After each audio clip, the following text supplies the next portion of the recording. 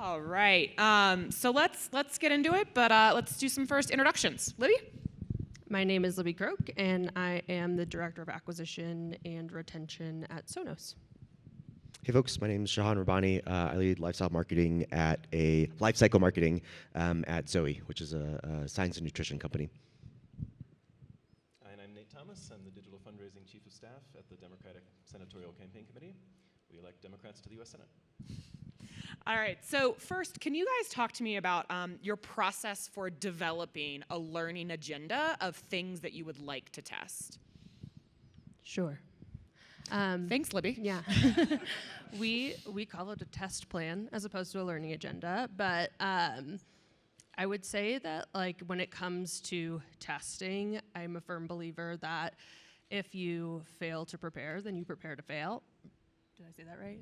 You know what I mean? Fail to prepare. Yeah, that's right. Yes. So I know that everybody has like a lot of things competing for their attention, and it can be hard to work testing in when there's so many things that pop up at the last minute. But you really do have to be intentional about it, and you do have to plan. And so I always like encourage my team to think of things that they would like the answers to. What are questions that you want to know the answers to about our audience, about our campaigns, and then turn those into hypotheses. So that's sort of like the first step. And then the second step is really kind of having a firm understanding of what you can reasonably accomplish given your resources. And so for us, like we work on a quarterly cadence. Every quarter, we sort of map out each month the tests that we want to run during that month. Obviously, there's some flexibility that you have to have there, but we plan that out and like we get into the nitty-gritty of it. So for us, it's a deck, and like each test has a hypothesis. It has what's the structure of this test, who's the audience, what are the counts, what kind of a test is it? Is it A/B? Is it multivariate? Is it a holdout group? How long does it need to run for you to have confidence in the findings that come out of it? And then you also need to outline ahead of time, what are the primary KPIs? Like, how are you going to know if this was successful or not? What are those specific metrics that you're going to look at to know that you have confidence in the results? Libby, I have to know, did you test the test plan to see what's the best mode of communication to put all this information together? It's an iterative process. It's a living, breathing it's on document. The roadmap. Yeah, we revisit it frequently. We really do, and we move things around. But no, I didn't test the test plan. Nate, Shahan, what about you guys? Do you follow a kind of rigorous process like Libby does, or is it more fly by the seat of your pants? Well, we do have a rigorous process like that. We have a testing calendar that always gets updated as new ideas come to the fore. For us, there's always a push and pull between the tests that we think will have like the greatest delta and will have the shortest time frame needing to run them, and the sort of natural order in which certain things needed to be tested. So to give an example, like if we're trying to test different issue areas to message around with some of our political communications, we kind of have to test like which issue is resonating at a particular point in time before we can optimize around other things within those specific creatives. So we organize our testing calendar around that, around things that kind of have to go in a certain order, but also around things that we think will have the greatest impact on the bottom line.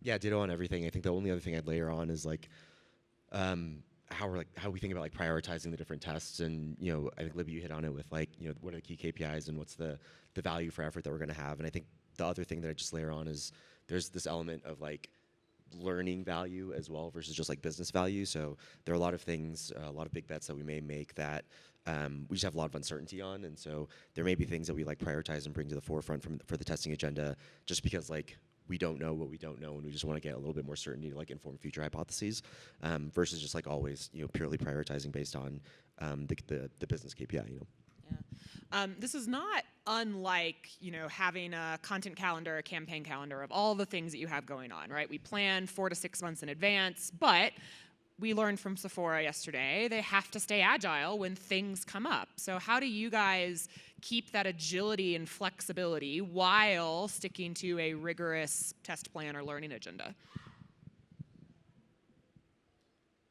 Stumped you. I mean, flexibility is like the name of the game. So it's like if something comes up and it's like we need to test this and it's a high priority, it's like, okay, then we're shifting something. Like that's what happens. And we continually conversations about what's prioritization, what's the work that's on the roadmap, what's going where. And it really comes down to kind of like business prioritization ultimately at the end of the day. Yeah, I think it's also just kind of being realistic. Like as soon as you put a plan down to paper, it's going to change, right? And so just accepting that, working at a startup now, which is very different than my experience working at, prior to this, I was working at Wayfair for 5 years. So it's very different. Like things change like that all the time, and just kind of accepting that and going with the flow and knowing that you're going to have to deal with a bunch of things that change all the time is good for your mental health, but also kind of just being practical about priorities and things like that. Yes, flexibility is definitely key.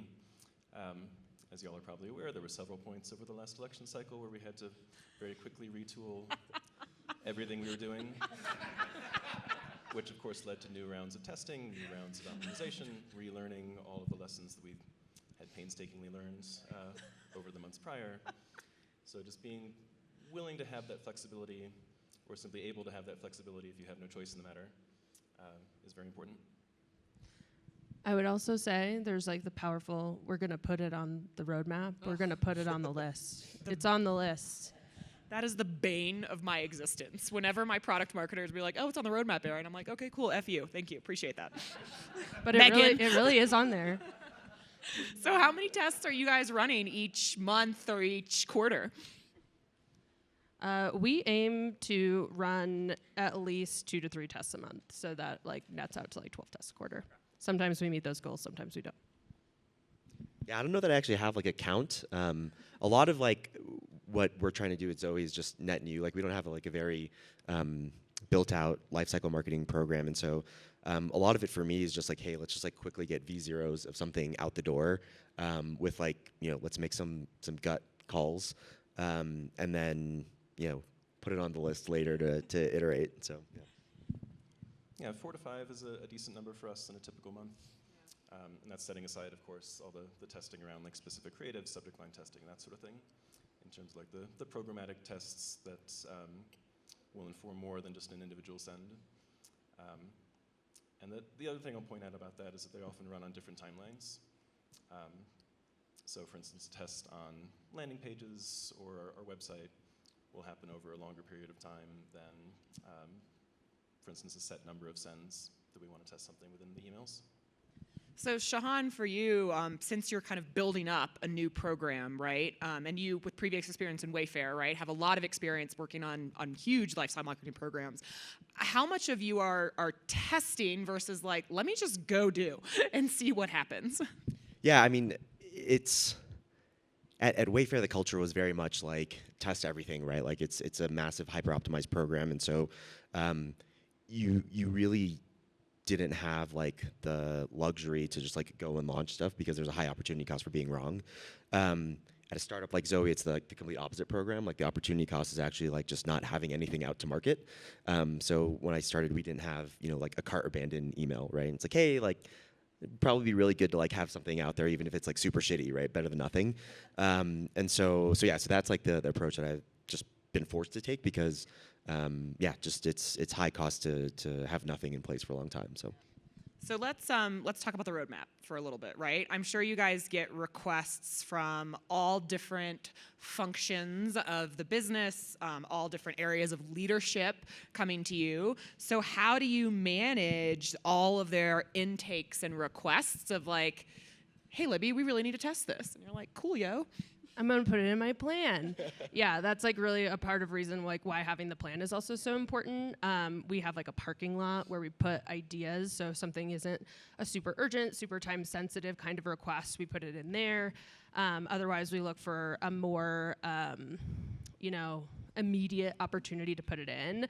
But another one of my secret sauces is that we use the test plan to document all of the results of the tests that we have run so that you like keep your receipts of the tests so that like inevitably like 2 years have gone by and you have a new leader and they're like, let's test this thing. And you're like, oh, let me pull it out of the folder. We tested this already. Or sometimes it's just like adjacent enough. It might not be the exact thing to like satisfy the curiosity. And I would say that that helps like mitigate sort of like a barrage of requests, but like ultimately, yes, like having the plan is also a tool for like effectively intaking, prioritizing, and keeping track of all of like the wonderful ideas that come from throughout the company. Yeah, I'm a big fan of like the FU test, like when there are things that like. Is that a technical term? I'm gonna copyright Okay, it. Yeah. cool.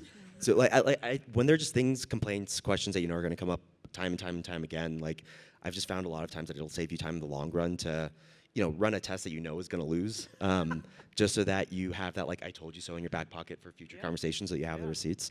Like at Wayfair, we did this all the time with you know, hard coding content versus like personalizing or banding things, or like send cadence was a classic example that we had millions of opinions and complaints on, and you can talk to your blue in the face about like the logic, and there's a lot of like math and like thinking and algorithms behind like personalizing send cadence, but it doesn't like necessarily land as well as just, you know, proving it. Yeah, I'd second all of that. It's certainly the case that sometimes these ideas come and they're good ideas and they pan out, but also it's important to have a clear picture of what tests you've run in the past, as well as what concepts you've run with in the past, and they simply didn't pan out. Oftentimes, you know, if there's a change in leadership or a change in, you know, who is coming up with the idea itself, there just may not be that institutional knowledge in that part of the company or the organization to know that this has been done before or tried before. So being able to have that conversation and be able to point to the receipts, but also educate folks within the organization is very helpful. Would y'all say that most of your requests you get to test are things that you've already tested? Like there's just no new ideas? No, there's like a lot of new ideas. Yeah, I think sometimes people repeat, but I think there's always people coming up with new ideas. Yeah. What about creative? So many times if we're figuring out the creative treatment of certain things, it's like, oh, let's just test it and see what happens. Do you guys test all your creative versions, or at some point do you have another way to figure out like what's the best direction we should go with this? The answer is both. So we try to test creatives as often as we can, as comprehensively as we can. We also, however, find ourselves with a lot of moments over the course of a campaign where there simply isn't time to test something and still have time to roll out a result and take advantage of the test results. So in those instances, we look back on previous tests that were run in similar circumstances and use those learnings and try to just use our best judgment. Sometimes we'll look at the situation and realize that we may not have time to run a test and roll out a winning creative in this instance, but we'll look ahead on the calendar and see that something similar is happening in the future. So maybe we can take our best shot at it essentially and simultaneously run a test on a separate testing audience so that when it happens in the future, we'll have that result to rely on. Yeah. I mean, all of this work that we're putting into having the learning engine, the test plan, running the test, analyzing the results, I mean, that can be a full-time job all on its own, but we are not lucky enough to have maybe a full testing team, right? That probably falls under all of you guys in addition to your, you know, regular scheduled job. So how do you manage the need to test versus just KTLO and BAU? What's KTLO? Keep the lights on. Oh, that's fun. I mean, I think, like I said, it's like you have to have a very like realistic view of like, given your resources, who's on your team, how many team members you have, what you can reasonably accomplish, and like. Honestly, I think probably the reality for a lot of people in this room is like sometimes best laid plans. It's like, I have my test plan. I love it so much. And sometimes at the end of the day, it's like, well, we got to cancel this because we've got a hot request coming in and we got to respond to the business need. Yeah, I think like a big part of it also is just like leveraging technology as much as possible. Like, I think it's really easy to just fall into the trap of like just spending all of your time testing ticky-tacky shit, right? And there's certain things that just like you need to say we're not going to do. It's low impact, low effort, so we need to have like the discipline to say like we're not going to do it. But then there are a lot of tactical things that are high value, right? Like I think subject lines are like a perfect example of this at a like super large, highly optimized program like at Wayfair, and at like a new startup like Zoe. Subject lines are money, right? Like we all know that. But like the challenge is you can spend 100% of your time just working on that, and not on like your more strategic big bets. And so I think it's really on us to think through with our partners, right? Like how can we leverage technology to automate and kind of have those low impact, low effort, high value things kind of just always running in the background, so that you can spend more of your time and mind share on the bigger strategic bets. Yeah, and I think going along with this, there's a lot of simple gut checking involved. We have a countdown clock on the wall in our office that's right now 700 odd days until the next election. That is a date that we cannot push into the future if we need to. So we really have to ask ourselves on any given day, is this the most important thing we could be doing, aiming towards that big event 700 odd days in the future?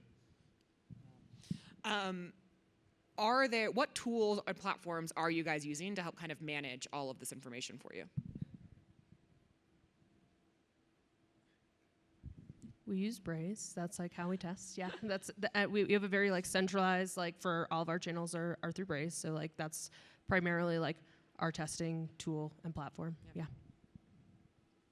Yeah, we're on Braze as well. I think there are like certain things that I would like to kind of be able to move faster and kind of have like I was saying earlier, kind of just be always on and automated. So I'm actually like kind of in like shopping mode right now, right? Because I think it's interesting because at Wayfair it was like, hey, if I were starting from scratch, I would love to be able to like do it this way, and now I actually am starting from scratch. And so yeah, it's kind of fun to be in that mode now of like just trying to build something that is doing the things that you like wish you could do in like a prior role. Yeah, definitely our CRMs have gotten more sophisticated over time about supporting testing programs and making it seamless for folks to actually organize and run tests. In the olden days, that was not so much the case. Has there ever been a test that you guys ran where you go into it with this hypothesis of like, oh, I know this is going to work, and the results were so unexpected? Yes. Can you tell me about it? Well, yeah, I will also say like I feel like everybody in this room, if like you've done a good amount of testing, like you know that like you're wrong so much. Like your hypothesis is truly a hypothesis.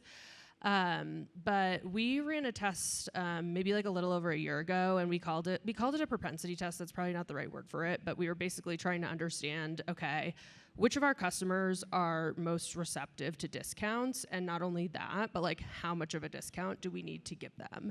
And I think that like going into it, I was very much like, well, obviously like whatever the highest level discount is gonna perform the best. Like the richest discount is gonna drive the most redemptions. And while that was true for some segments, we found for like a very specific segment who was the most responsive to discounts, it actually didn't matter if we gave them 10, 15, or 20% off. They responded pretty much the same across the board regardless of the level. And so like, great for me, like keep my margin, like reduce my contra, and still get that redemption rate about the same. Yeah, I'm sure you made friends with your merchandising team through that way, right? Finance loved it.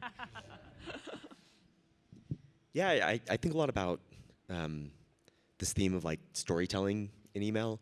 At Wayfair, we had this hypothesis that was, for our lower engaged groups, we needed to be a lot more brand forward, a lot more storytelling, and then for our like higher engaged customers, we just need to be like super transactional.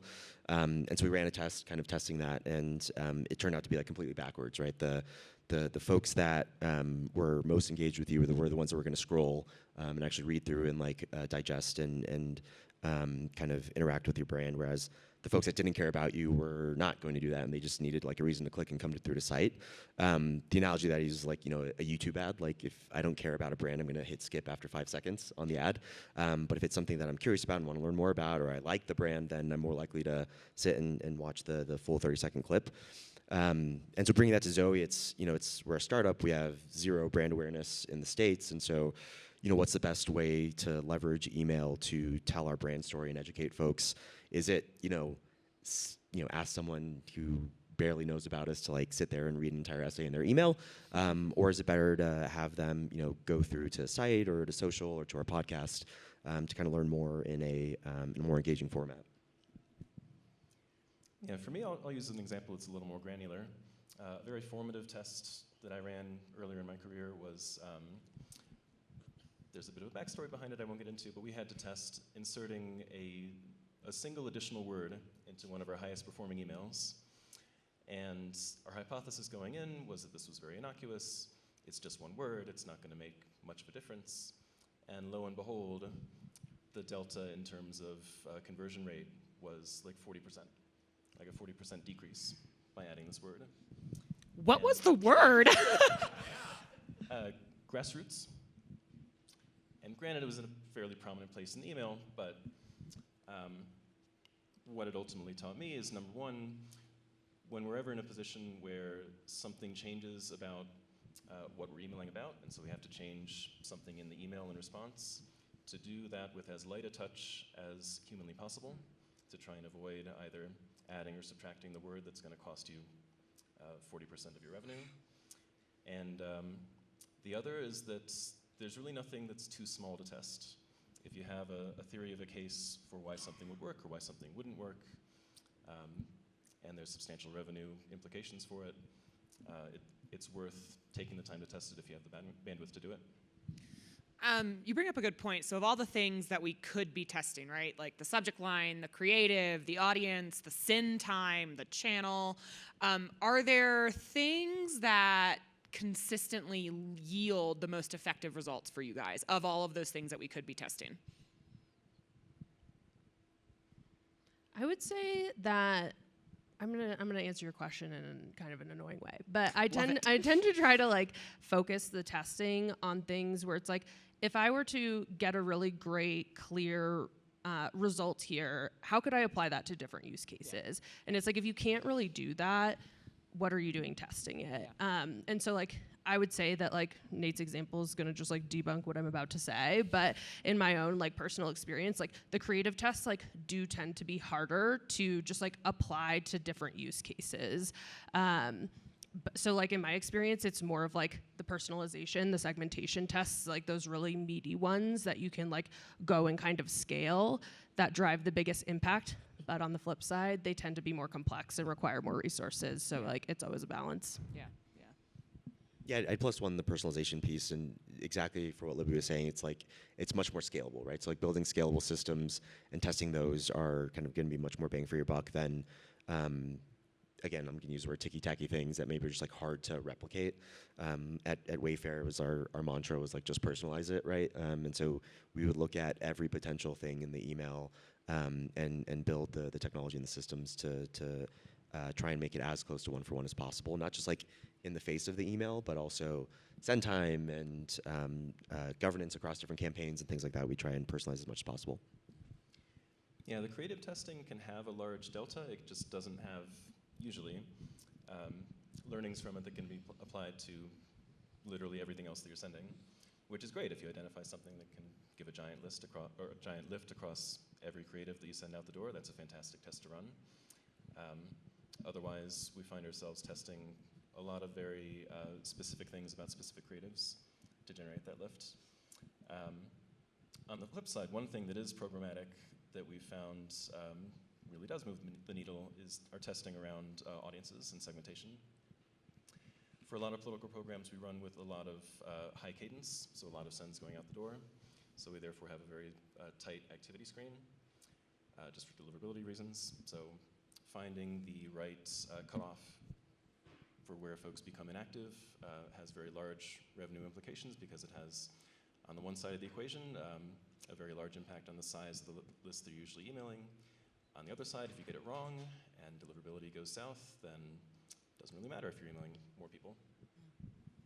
So last question before we'll open it up to the audience, and I challenge each of you to not answer this question with "it depends," okay? Can't do it. Strike it from your vocabulary. So we've tested. How do you determine when you have enough data or enough gut feeling to say, yep, I'm ready to actually launch this?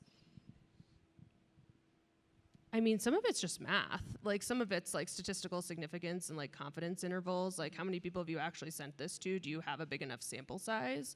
And I love math because it's so clear cut, like, you know, and some of it is like gut feeling and like, all right, we're ready to go. And it depends to like how urgent, it depends. Sorry. Yeah. Get off but the like, stage, yeah. Libby. The urgency, the priority, depending on what it is for the business, you might need to be like, all right, this early read is good enough. Yeah. Let's get out the door. How big is that sample size that you like to have? Well, I don't have my spreadsheets in front of me, but it's generally pretty large because Yeah. like depending on how big the audience is of whatever your like use case is, I mean, we have like, you know, tens of millions of people in our subscriber base, so it usually has to be pretty large for us to have confidence. Yeah, I mean, I don't have the luxury to do that a lot of times, right? Like my list is tiny compared to like most people, right? And so I think one thing that I try and instill in my teams now in particular, but also, you know, in a larger organization like a Wayfair is like, we have to be marketers and we have to use our intuition and we have to be comfortable, obviously like know the math, right? But we have to be comfortable operating in gray areas, right? And making judgment calls and making gut calls. And that takes time, that takes experience, that takes history, right? With the programs that you're running. But I don't think that you're ever gonna find like 100% black and white answer ever in the math because the answer is always gonna be it depends. Yeah. But yeah, and then a lot of times you just don't have a choice. Like my list is tiny. I am never going to get statistical significance on most things that I'm running. And so, I don't know. It's kind of a nice place to live in, isn't it? Yeah, I can just do whatever I want is kind of nice in some Math doesn't ways. apply to me. I live above math. I live above math. So one thing I like to tell our team is that sometimes a non-decision is the best decision. If you're testing something where you literally have to do one or the other, like you can't have both a serif font and a sans serif font, like eventually you have to come to a decision. And if you've been running the test long enough and you have a more than statistically significant sample, and there's still not any separation, then maybe you should just move on to a different test and like choose something. If you're testing multiple different creatives and they're both performing well or they're all performing well, then why do you have to choose? You can just send them all in sequence. Questions? Not you, Ryan. You're cut off. Kelly Haggard from Synchrony Financial.